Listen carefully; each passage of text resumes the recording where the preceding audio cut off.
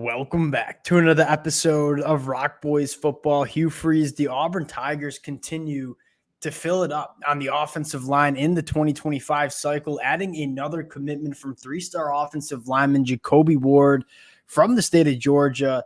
At least in my mind, a fascinating prospect where you look at the three-star ranking according to 24/7 Sports, and then you take a look at the offer list. It seems like every single SEC program wanted a guy like Jacobe Ward. So I think it's one of those situations where you are at 24/7 Sports, not necessarily super high on Jacobe Ward. You take a look at the Power 5 programs, they seem to really like Jacobe Ward a heck of a lot more than 24/7 Sports and some of these other recruiting rankings. And we always say this, we normally trust the Power 5 programs in terms of identifying this type of talent. Jacobe Ward, again, one of the more coveted offensive linemen in the SEC coming to Auburn.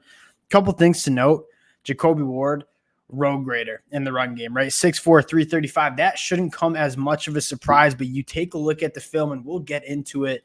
And some of the heavier hands that you'll see in this 2025 class, and you look at Auburn on the offensive line and say, they got a really nice mixture of kind of offensive linemen where you look at a guy like Jacobe Ward and say, one of the more imposing offensive linemen that you see in the 2025 cycle. Then you look at a guy in Broderick Stroll and say probably one of the more athletic offensive linemen you see in 2025. I really do like what Auburn's doing on the offensive line. Going to get into the film, talk about what Jacobe Ward brings to this Auburn program. Before we do, and as always, just want to say thank you to you guys, to the Auburn fans. It has been an absolute blast breaking down all these commitments over the last couple of weeks. The amount of support you guys continue to show to the fellas certainly means a ton. Can't thank you guys enough. If y'all do enjoy the content, consider subscribing to the channel. And without further ado, let's get into Jacobe Ward. And again, I think you start with the kind of offensive lineman Jacobe Ward is, where he plays right tackle at the high school level in a very run-heavy offense.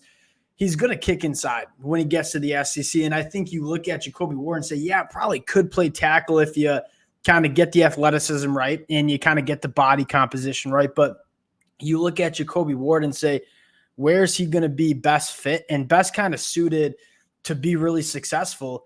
It's on the inside of the offensive line, because you take a look at the hands and how physically imposing he is at the point of attack. You want Jacobe Ward operating in those phone booth situations where he's getting hands on defensive linemen, moving them off the football.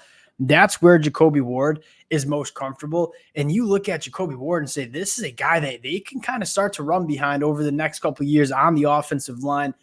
Getting into the film a little bit, again, plays right tackle at the high school level, will certainly kick inside when he gets to the next level. I think the first thing you got to talk about is the hands.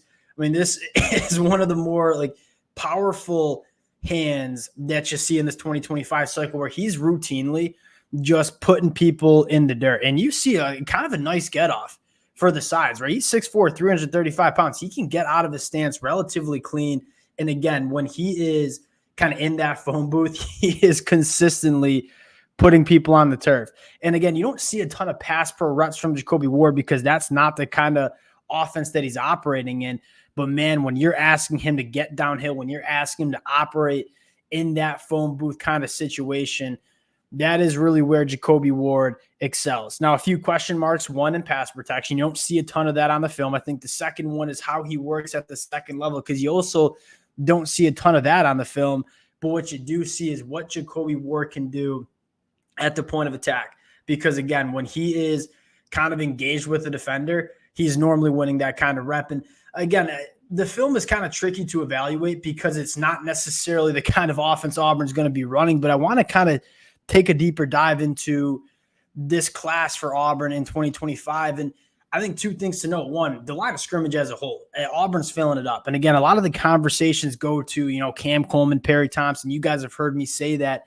You look at what Auburn's doing in these recruiting classes, they're building the line of scrimmage. Hugh Freeze is an SEC guy. He knows what it takes to win at the highest level, and it starts at the line of scrimmage. If you don't have the guys up front, it is going to be awfully hard to win SEC championships. And I think that's reflected in what he's doing specifically in this 2025 class, where you look at Malik Autry and Caleb Falk and Jordan Crawford, but you start looking at the offensive line and say, Tavarius Dice, another one of the more coveted tackles that we saw in the state of Georgia. You look at Broderick Schroll, one of the more athletic tight ends that you see in 2025.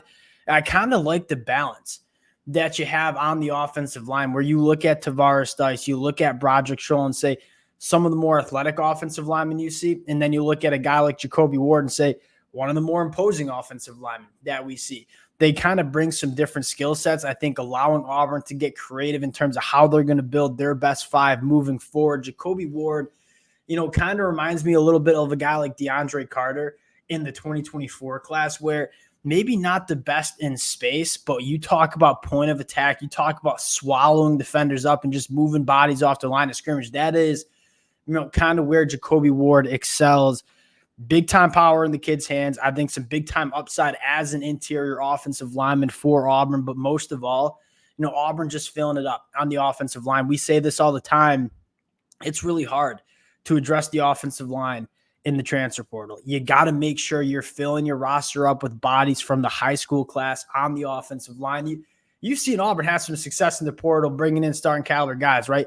Dylan Wade last year, Percy Lewis this year.